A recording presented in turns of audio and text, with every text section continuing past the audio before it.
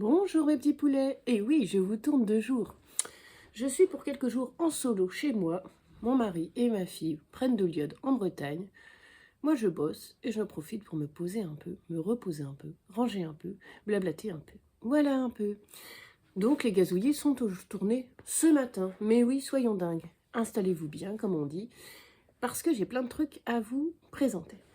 Commençons d'abord. Connaissez-vous le chien de Van Gogh? Oui, on ne sait pas son prénom. Je ne sais pas si Van Gogh avait vraiment un chien. C'est un album de Georgia Larson et Grace Elmer aux éditions Et l'envers. Oui, je suis restée bloquée sur Elmer parce que c'est les Simpsons et Elmer. C'est un très bel album jeunesse. Je vous explique le concept. Nous sommes avec Vincent Van Gogh le peintre. Vous reconnaîtrez peut-être certains endroits. Et ben voilà, il a décidé de peindre, tout ça, elle est bien installée. Zou, il y a un chien qui débarque. Et le chien a envie de jouer un peu. Le chien est farceur. Et il prend le pinceau de Vincent. Et Vincent court à sa poursuite. Et là, vous allez voir que la poursuite n'est pas tout à fait anodine. Des champs de tournesol. Si vous connaissez l'œuvre du peintre, il aime le tournesol. Le café, la place. Le café et la place, ça vous dit quelque chose? Il va à l'intérieur, il y a le billard, il poursuit le chien, toujours le chien. La nuit, c'est la nuit. Une petite tournée en barque, ce pauvre Vincent n'arrive toujours pas à récupérer ses affaires, puisque cette fois-ci le chien lui a piqué son chapeau de paille.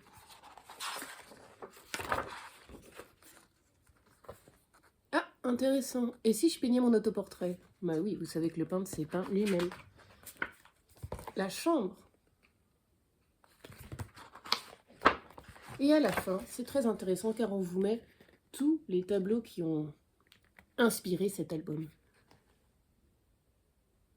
Les tournesols, la nuit, la chambre de Vincent, etc. C'est un album pour les enfants de 3 ans et plus. C'est un très bel album, ça plaira aux enfants, ça plaira aux parents et ça permet de faire une initiation à la peinture. Et pourquoi pas ensuite aller voir les œuvres au musée. Alors je ne sais pas si ces œuvres sont toutes au même endroit, si elles sont au musée d'Orsay, au musée... Non, peut-être pas du Louvre, si elles sont en Provence, mais bon. Notez le chien de Van Gogh, si vous aimez la peinture, les chiens et l'aventure. Je vous avais présenté il y a quelque temps cet album magnifique. C'était quoi? Les petits bonheurs, quelque chose comme ça. Petit bonheur de Yu Zhang. Et c'était l'histoire d'un petit bonheur, une petite boule qui descendait du ciel à l'occasion du nouvel an lunaire asiatique et qui se trouvait dans une ville. Il errait un peu, il avait perdu ses pouvoirs, contrairement à ses potes qui avaient déjà plein de magie. Et il allait sauver le restaurant d'un petit renard et de son papa. Et il faisait une merveilleuse soupe et les clients revenaient. Et ben on est ravis parce que Yu Zhang a sorti un nouvel album, La meilleure boulangerie du monde. Édition École des loisirs. C'est un album à croquer, à dévorer sans jeu de mots. Observez le pain du food truck de la boulangerie. Alors nous sommes avec Blanche. Coucou. Oui, ma sœur s'appelle Blanche, je suis pas sûre qu'elle regarde mes vidéos. Blanche, la petite lapine, se promène et ça sent bon. Et là, elle découvre le Graal. Une magnifique boulangerie. Elle s'est dit, mais on va rentrer, ça me donne faim. Oula, oula, oula. Le patron, c'est un loup. Ça fait flipper quand on est un lapin quand même.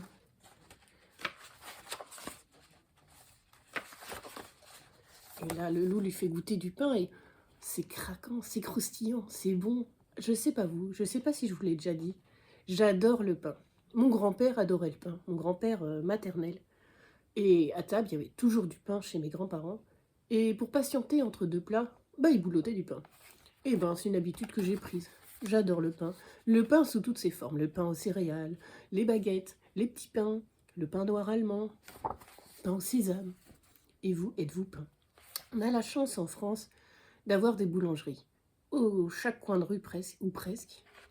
Ce que nous envient d'ailleurs les gens à l'étranger. D'ailleurs, dans les films un peu genre Emily in Paris, elle va découvrir les croissants, les baguettes. Mais oui, les Américains nous envient ça, parce qu'ils n'ont pas vraiment cette culture-là. Revenons à notre lapin. Blanche demande un truc. Elle est timide, mais elle aimerait bien être apprentie boulangère. Qu'elle dit au loup, vous prenez des apprentis? Et donc, il dit, bah ok. Sauf que ça se passe pas très bien. Parce qu'elle est un peu stressée de travailler avec un loup. Donc elle tremble, elle renverse sa farine, elle fait cramer son pain et elle se fait engueuler par le loup. Elle a super peur. Le loup lui hurle dessus. C'est un peu le drame. Si le loup a un peu honte, alors il lui fait un pain avec des pommes. Une sorte de chausson aux pommes. Pour se faire pardonner parce qu'il a trop gueulé.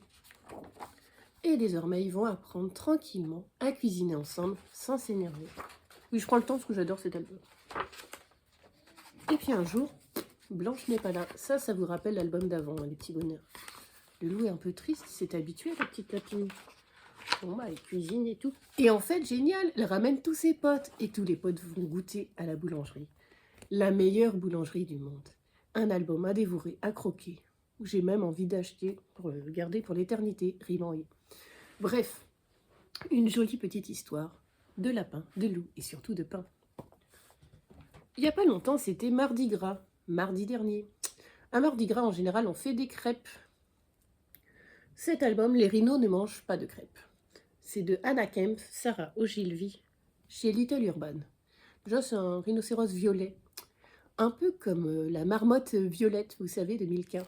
La publicité il y a longtemps. Mais là, c'est pas tout à fait qu'une histoire de crêpes.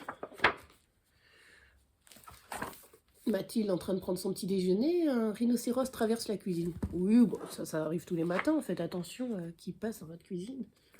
Papa, maman, il y a un rhinocéros. Ses parents sont toujours occupés, les adultes sont toujours occupés, les adultes n'écoutent pas. Tant pis. Alors Mathilde se met à jouer avec le rhinocéros, à lui faire partager son quotidien. Et à chaque fois, il dit, mais regardez, il est là, il est derrière vous. Les parents ne s'en rendent pas compte. Mathilde est un peu triste même, se sent un peu seule. Et un jour, la famille décide d'aller au zoo. On visite tous les animaux. Hop. Le zoo le plus proche à Paris, c'est le zoo de Vincennes. Je ne l'ai pas visité depuis très longtemps, il a réouvert. Alors avant, j'adorais les zoos quand j'étais petite. C'est génial, on voit des animaux qu'on ne voit nulle part. Devenue adulte, Brigitte Bardot un peu. Bardotise, je ne sais pas si on dit ça, et je me dis parfois, même si c'est pour présenter les animaux, la sauvegarde des espèces animales, ça me rend un peu triste de voir au jardin des plantes les panthères qui font l'aller-retour comme ça dans un tout petit espace. Elle serait mieux ailleurs. Ou de voir une girafe un peu stressée dans un tout petit enclos. Je sais pas. Est-ce que les zoos ont un avenir? Il faut parler, bien sûr, de la sauvegarde animale. Et puis, il y a des enfants qui verront jamais les vrais animaux de leur vie autrement qu'en allant au zoo. Mais ça commence à me poser de questions. Et au zoo, il y a une affiche. Bah, on cherche le gros rhinocéros violet. Ah, intéressant, intéressant. Il adore les crêpes, lui. Bon, bah, il faut le ramener. Bah, ça lui manque parce que elle dit au revoir à son gros animal violet, son meilleur ami. Et puis du coup, bah, ses parents s'intéressent un peu. Pourquoi Mathilde oui, le rhinocéros, tu veux nous en parler? Ils sont un peu plus à l'écoute. Heureusement, il y a quelqu'un d'autre qui arrive. Un très bel album, très sensible à lire à partir de 3 ans. Je sens que cette vidéo va durer 100 ans, mais ce n'est pas grave. J'ai un peu une voix de crooneuse, vous voyez. Je sais pas pourquoi. La véritable histoire de Noël de Marco Leno. Oui, je sais, Mamie Coco, nous ne sommes pas à Noël, mais c'est pas grave. Ça fait partie des très rares livres que je relis. Je ne sais pas vous, mais moi je me dis, si je relis un livre, pendant ce temps-là, il y en a plein qui sont là, Marjolaine, tu nous lis? Du coup, pas envie de relire des livres. Mais celui-là, il y a une petite aura spéciale. Donc je suis retombée dessus à la bibliothèque et j'ai eu envie de le lire. Ça parle de quoi? Nous sommes avec Nicolas, qui vit avec ses parents et sa petite sœur Aada en Laponie, dans un petit village de pêcheurs très pauvre. Un jour, la petite a de la fièvre. Les parents disent à Nicolas, on l'emmène, entre guillemets, à la ville, chercher des remèdes. Toi, tu restes là, tu surveilles le feu, parce que c'est très important que le feu ne meure pas quand on revient quand on reviendra pour que la petite se soigne au chaud. Nicolas, du coup, n'a pas envie de laisser sa famille partir. Il veut être avec sa petite sœur, il veut être avec ses parents, mais il n'a pas le choix. Il surveille le fait. Et ses parents lui disent, tu vois, quand les aiguilles sur l'horloge seront là et là, on sera rentré. Ben, les aiguilles sont là sur l'horloge, et même après, et ils ne reviennent pas. Et Nicolas s'inquiète, et puis des adultes de son village viennent lui dire, écoute Nicolas, tu ne reverras plus ta famille, on a retrouvé une barque avec tes parents dedans, il y a eu un accident. Et ma petite sœur, on ne sait pas. Il faut être courageux, il faut venir avec nous. Et désormais, le petit Nicolas, sans jeu de mots, va vivre chaque année dans une famille différente du village. Parce que c'est une famille de... Ce sont des pêcheurs très pauvres là-bas. Ils ne peuvent pas avoir une bouche de plus à nourrir. Donc, Nicolas tourne de maison en maison. Et pour chouchouter un petit peu ces gens qui sont généreux avec lui alors qu'ils n'ont rien, ou quasi rien, il fabrique des jouets pour les enfants. Etc. etc. C'est de Marco Leno, qui est un auteur finlandais. Vous savez peut-être que le Père Noël habite en Finlande, en Laponie, au village imprononçable, donc cherchez sur Internet. Donc si vous avez envie de rencontrer le Père Noël, n'est-ce pas, il faut aller là-bas, dans le froid. Bref, c'est un auteur finlandais qui a écrit cette histoire, qui a eu un succès monstre, et qui a été même adapté en film. J'ai vu ça récemment, donc je vais essayer de voir le film. Et puis j'étais triste parce que j'avais envie d'acheter ce livre. Il était introuvable, épuisé, tout ça, tout ça. Et j'ai découvert avec joie qu'il a été réédité en octobre 2025. Donc, une autre fois, un autre jour, j'achèterai ce livre, car j'ai très envie d'avoir dans ma bibliothèque et qu'un jour Aurore découvre cette histoire de Noël, à lire à partir de 9 ans. Pour les un peu plus grands, on va dire les 12 ans, Tenir une auberge magique, guide de survie pour sorcières, Sangu Mandana chez Lumen. Admirez-moi cette couverture. Est-ce qu'il y a marqué de qui c'est? Marine Gosselin. Eh bien, peut-être vous souvenez-vous, je vous avais présenté un livre violet qui s'appelait La Société très secrète des sorcières extraordinaires, qui avait eu beaucoup de succès. Ça avait un peu lancé la cozy fantasy. Alors, je vous redis, si vous ne savez pas, la fantasy, c'est dans d'autres univers. C'est la magie, c'est les griffons, c'est les licornes, c'est les sirènes, c'est tout ça. Et la cozy fantasy, bah, c'est être cosy, c'est être cocooning, c'est un livre qui se passe dans la fantasy, il ne se passe pas grand-chose, mais on est bien, on est tranquille. Et en ce moment, nous sommes en février, il fait froid, il fait moche. J'ai vu sur Instagram qu'il pleut depuis plus de 35 jours. Bref, j'ai besoin de cosy fantasy, de douceur et de détente dans mes lectures. Et donc, je me suis jetée sur ce livre. J'ai demandé à une collègue d'une autre bibliothèque qui l'avait, parce que moi, je ne l'avais pas dans ma bibliothèque, de me le prêter. Merci. Donc, c'est, je vous ai dit, Sangu Mandana. Donc, les gens qui ont adoré Société très secrète des sorcières extraordinaires, c'est un peu compliqué à dire. Je crois que c'est mieux en anglais, je ne sais plus comment c'est.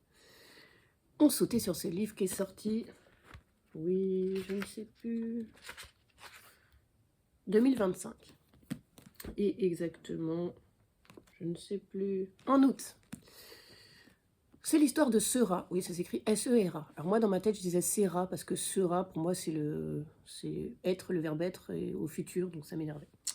C'est l'histoire de Sera qui est une sorcière, puis elle a fait une erreur quand même. Elle a fait revenir sa grande tante Jasmine d'entre les morts. C'est interdit, ne faites pas ça. Et du coup, sa guilde de sorcières l'a bannie. On fait pas n'importe quoi, surtout avec la mort. Et elle a perdu une partie de sa magie. Et Sera, pour vivre, elle tient une auberge magique. Mais c'est un peu de briquet de broc, parce que si vous aviez une vraie magie, plouf plouf, vous faites tous les soins de votre baraque, tout se passe super bien, etc. Sans magie, c'est du travail l'hôtellerie. Ceux qui ont travaillé en hôtellerie, coucou Anne, le savent. Donc voilà notre petite sorcière qui tient son auberge magique. Et elle va peut-être trouver une solution à ses ennuis. Oula. Ah, voilà. Trouver un... C'était quoi, c'est quoi un sortilège. Il faudrait qu'elle trouve un sortilège pour retrouver sa magie, pour résoudre cette affaire, et puis que ça aille mieux dans sa vie de magie. Alors c'est un livre qui fait 400 pages, ça se lit bien, c'est tranquille. À la limite, vous lisez des pages sans lire, vous êtes bien, cocooning, tranquille. Voilà, vous avez besoin de douceur, tenez une auberge magique. Ensuite, je remercie Fabrice, coucou, qui m'a passé son service de presse. J'avais très envie de le lire. Infiltré dans la Cupidon Squad de Maël Dessart chez Rajo. Quand l'amour tire à balles flèche réelle. Admirez-moi cette couche shiny et ce jaspage rouge. C'est Rebecca, elle est ici. Elle vient de se faire larguer par Jérôme qui l'a trompée, génial. Elle vit avec sa coloc Betsabé. Puis sa coloc Betsabé lui dit genre « Non, j'ai pas envie de sortir ce soir. » Puis après, elle découvre que Betsabé est allée sortir avec d'autres gens. Sympa, sympa. Donc en gros, on la plante, sa meilleure amie la plante. Et suite à un malentendu, elle intervient dans une situation qu'elle trouve hyper dangereuse. Elle découvre que sa coloc est un Cupidon. Mais oui, et dans la Cupidon Squad, elle doit faire des histoires d'amour entre les gens. Betsabé.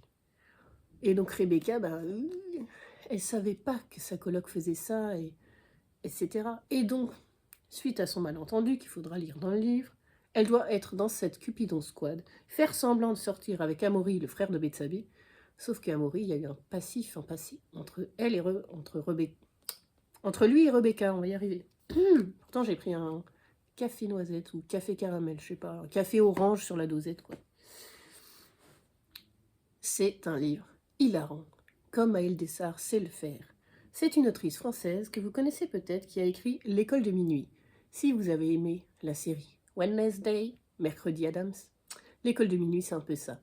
C'est l'histoire de Siméon qui rentre cette année dans l'école de minuit. Sa sœur, c'est Suzelle, vous savez, c'est la fille populaire, la fille magnifique, la vampire géniale, la vampire de luxe qui sait tout faire. Et lui, Siméon, quand il va au soleil, il crame, il est nul.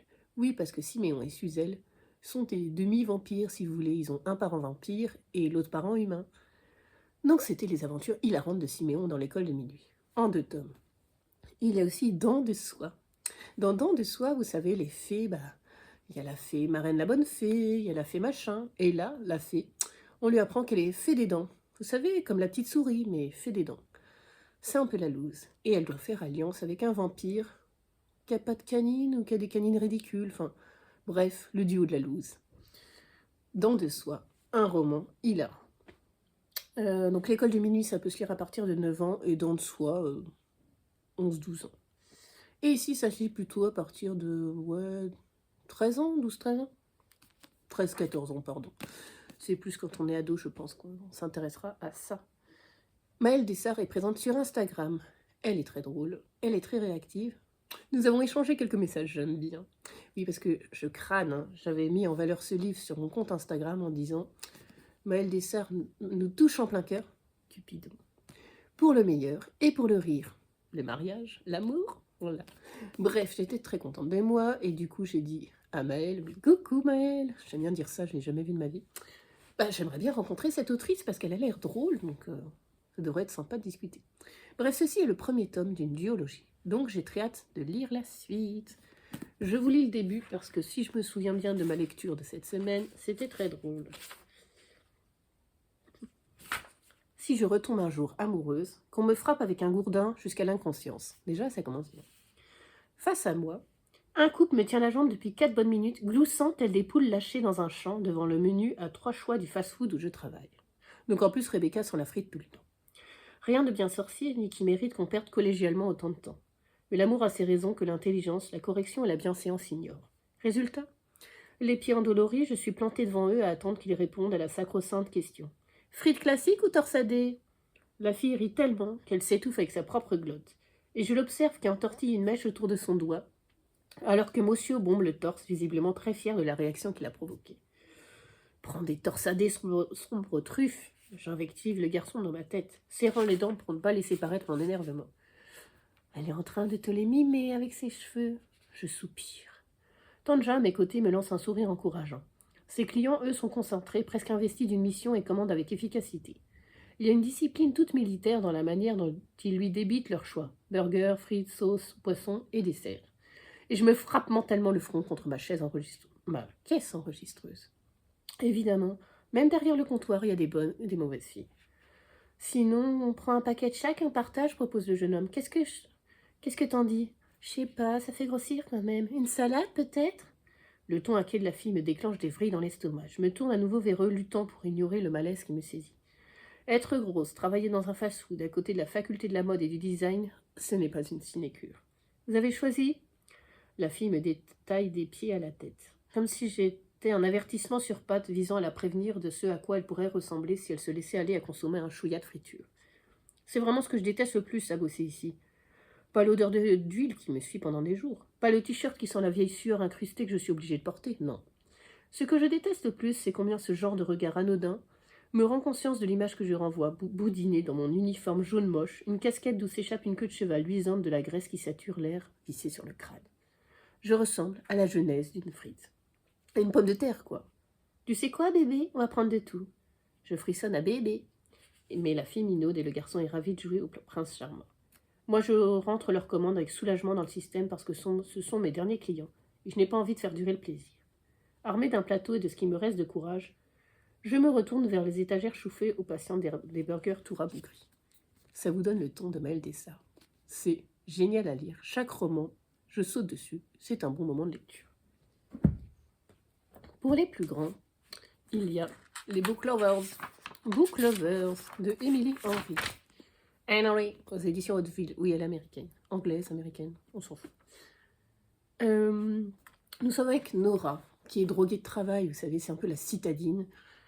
Nickel, toujours contrôle, son travail, son business, qui n'a pas le temps, qui vient de vivre une rupture, qui ne vit pas tout simplement.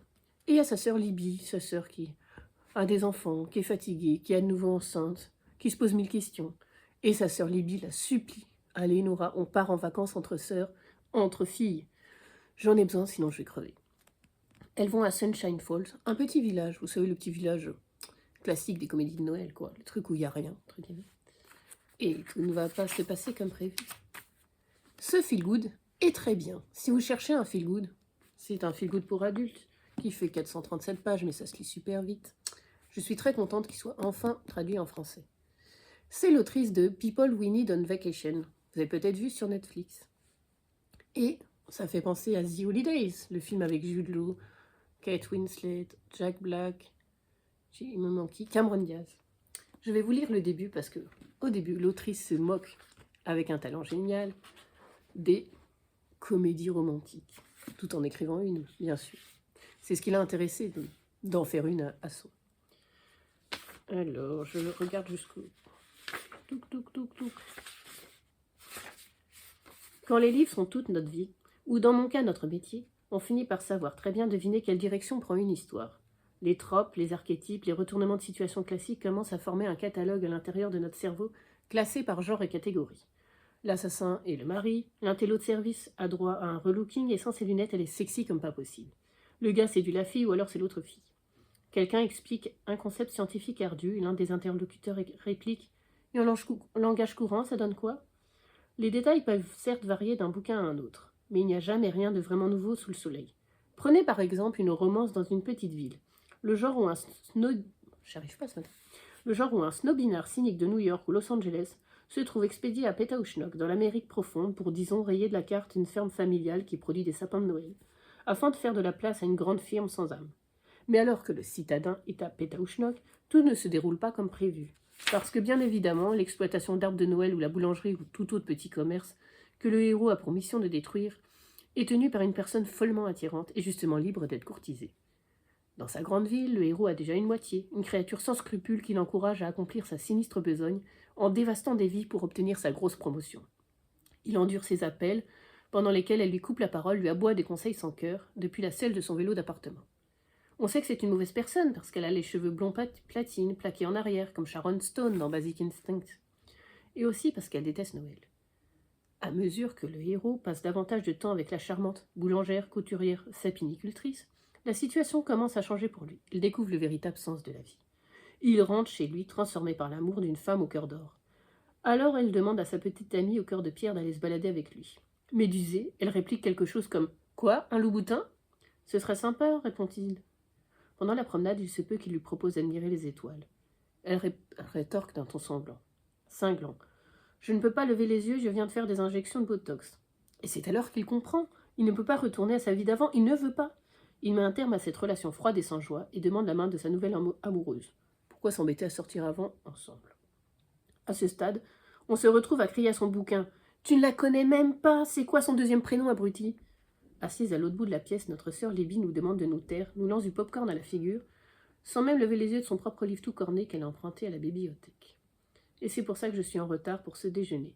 Parce que telle est ma vie, le trope qui régit mes jours, l'archétype sur lequel mes détails personnels viennent s'additionner. Je suis la citadine, pas celle qui rencontre le fermier sexy, l'autre citadine.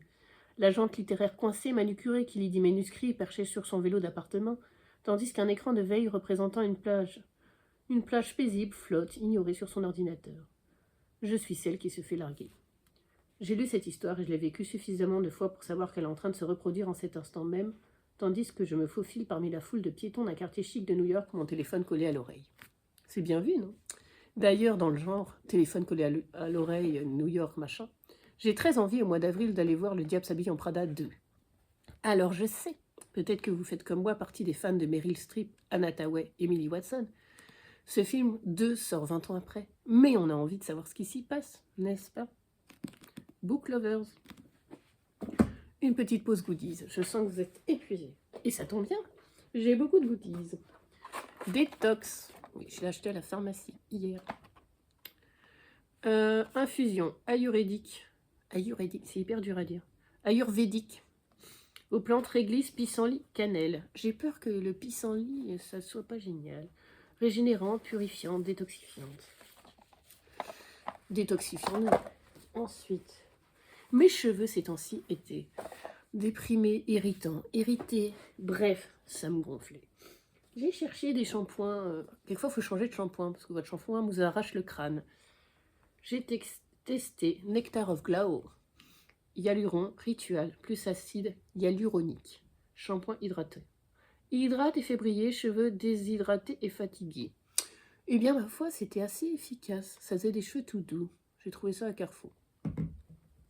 Je teste et j'ai en ce moment Timothy, shampoing purifiant détox jusqu'à 72 heures de fraîcheur. Donc j'imagine que pendant 72 heures, comme si je diffusais des odeurs de citron et de feuilles volantes. Ça c'est moins beau. Cheveux regressant vite. À l'extrait de thé vert sans silicone. Connaissez-vous cette marque, Timothy? Et enfin, Nectar of Beauty, dont j'aime bien les crèmes, n'est-ce pas, Rose? Shampoing nutrition fortifiant à la mangue et à l'argan. Donc j'espère que mes cheveux seront moins dépressifs grâce à ce cocktail de shampoing. Ma mère est venue en visite et m'a donné un cadeau qu'on lui avait donné. Chut, parce que c'était pas son kiff et elle s'est dit que c'était mon kiff. Fleur de figuier Roger Gallet, un petit savon élégant. Ça hume vraiment bon. Et Gwen, peut-être qu'elle se dit que je me lave pas, je ne sais pas, m'a donné du savon végétal italien. Du sapone en italien. Mon mari est allé en mission en Martinique, Guadeloupe, etc. Il m'a ramené une petite pochette aux couleurs de la Martinique. C'est mignon, hein. On a toujours besoin de pochettes. À la bibliothèque. Mon collègue a trouvé ce Graal, ce stylo ours que je n'avais pas dans ma collection Legami. Bon, bah, personne ne l'a réclamé. Je le garde. Bon, si on me le réclame, je le rendrai, mais je pense pas. Je remercie Gwen qui m'a donné un carnet de lecture. Déjà, c'est un carnet très beau. Julia Millotte chez Larousse. C'est un carnet, vous pouvez écrire vos critiques de livres. C'est un carnet, vous pouvez noter vos meilleures lectures du mois. Alors, je ne sais pas, honnêtement, si je vais respecter ce carnet pour ce qu'il est, ou si je vais m'en servir de carnet de gratitude, noter les trucs cool de ma journée. Voilà. En tout cas, c'est un très beau carnet. Je remercie Daphné. Coucou Daphné, qui m'a offert un marque-page. Elle m'avait déjà offert un autre marque-page avec des oiseaux, et là j'ai choisi les hiboux, les beaux, hein, pour les grands livres. Et dans ma librairie, près de la Bibli, j'ai récupéré des marque-pages de Tom Gold. J'avais eu la joie de l'interviewer, entre guillemets, pour l'émission Le Book Club des France Culture, où, bref, un journaliste m'avait contacté sur mon compte Instagram, savoir si je voulais poser des questions à Tom Gold. Mais oui! C'est un auteur anglais qui a écrit La Revanche des bibliothécaires, une BD hydratante, mon Dieu. Hilarante, c'est influence shampoing. Avec plein de petits strips comme ça sur Vous aimez lire? Allez en page 3, gna gna gna. Des petites anecdotes de bibliothèque, de lecture, qui sont très drôles. Et c'est tout pour les goodies. Mais c'est l'heure des gazouillis sonores que j'ai institué la dernière fois. Je vous présente le CD Notre-Dame de Paris. Ma sœur Blanche, comme la lapine de l'histoire, n'est-ce pas, avait été à fond pour cette comédie musicale quand c'était sorti à Paris il y a quelque temps. Moi aussi, j'ai été à fond, parce que c'est un de mes romans préférés de Victor Hugo. Et ça a été refait en spectacle, je l'ai revu 2 fois même. Et la dernière fois que je l'ai vu, c'était il y a peut-être 1 ou 2 ans avec mon mari. Et j'étais très contente, même si c'était pas Garou qui chante. Les paroles sont de Luc Plamondon, le Québécois. La musique de Richard Cochiante. Et ma foi, c'est une bonne comédie musicale qui reprend bien l'histoire de Victor Hugo. Starmania, les poulets. Quand j'étais petite, j'adorais Starmania, alors qu'il n'y a pas plus glauque comme histoire. Mais avec ma famille, on chantait toutes ces chansons dans la voiture. Et quand la comédie musicale s'est faite à la grande scène musicale, donc pas très loin de Vanves, là où j'habite, j'y suis allée. J'étais trop émue de voir ça enfin sur scène. Alors, c'est aussi de notre ami Luc Plamondon et de feu Michel Berger. Et c'est l'adaptation du monde moderne. Oh, il n'y a rien de plus glauque, hein. Mais j'adore les chansons. Vous avez Monopolis, la ville moderne, la ville sans âme, les voyous quand on arrive en ville, la serveuse automate qui sert ses clients mais qui n'a rien dans le cœur. Enfin plutôt, qui aime Ziggy, mais Ziggy aime les garçons, donc elle n'est pas contente, donc elle est triste. Vous avez le dictateur qui chante le blues du businessman, il aurait préféré être un artiste, etc., etc. Dites-moi en commentaire si vous aimez les comédies musicales, quelles sont les comédies musicales que vous préférez. Revenons à nos livres. Courage, il en reste que 2, 1,5. Je vous présente Les Oubliés de Greenborg. Sarah Besders aux éditions Verso. Regardez-moi cette beauté sublime. Ce jaspas sublime avec des oiseaux. Sarah Besders avait écrit La petite boutique de sortilèges. J'avais adoré ce cosy fantasy l'année dernière. Une histoire de livres, une histoire de créatures aquatiques, de confitures, etc.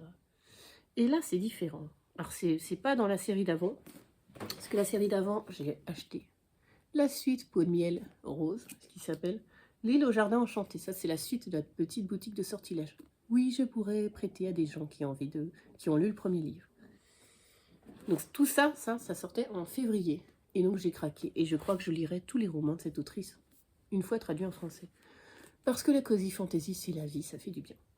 Les oubliés de Greenborg. Elisa ne peut pas rester plus de quelque temps dans une même ville, au même endroit. Elle est obligée de déménager tout le temps. Pourquoi? Parce que si elle s'enracine dans une ville, si elle s'inscrit dans une ville, elle s'enracine au sens propre, elle se transforme en arbre. Oui, c'est con, hein. C'est la malédiction familiale. Et du coup, compliqué, sa mère et sa grand-mère sont transformées en arbres. Ça craint. Donc là, Elisa arrive à Greenborg et cherche des réponses sur cette malédiction, sur sa famille. Et donc nous avons des chapitres sur Elisa, des chapitres sur sa mère, comment elle s'appelle déjà, Laurie, et sa grand-mère qui s'appelle Rose. Et donc à chaque fois nous avons des histoires différentes. N'importe quoi. Je suis en train de voir si elle s'appelle vraiment Laurie. Oui, Laurie, mais L-O-R-I. Et donc nous avons des chapitres sur ces 3 femmes à 3 époques, enfin entre guillemets. Et donc petit à petit on remet les trucs du puzzle, voilà. Une fois que j'ai compris que Laurie était la mère et Rose était la grand-mère d'Elisa, ça allait mieux. Bon, j'étais déjà presque à la moitié du livre, mais c'est pas grave, ne m'en voulez pas. C'est un bouquin très sensible, très touchant, sur une histoire familiale, sur une malédiction, et sur qui sommes-nous, et est-ce qu'on peut lever cette malédiction dans un chien? On va pas tous finir en arbre. Je vous recommande cette lecture. Oui, Corinne, je te l'envoie tout de suite, bientôt, très bientôt, pour que tu puisses le lire. Eh bien mes petits poulets, c'était long, mais ça faisait longtemps que j'avais plein de trucs à vous raconter et je ne trouvais pas le temps de le faire. Alors bon dimanche et à bientôt.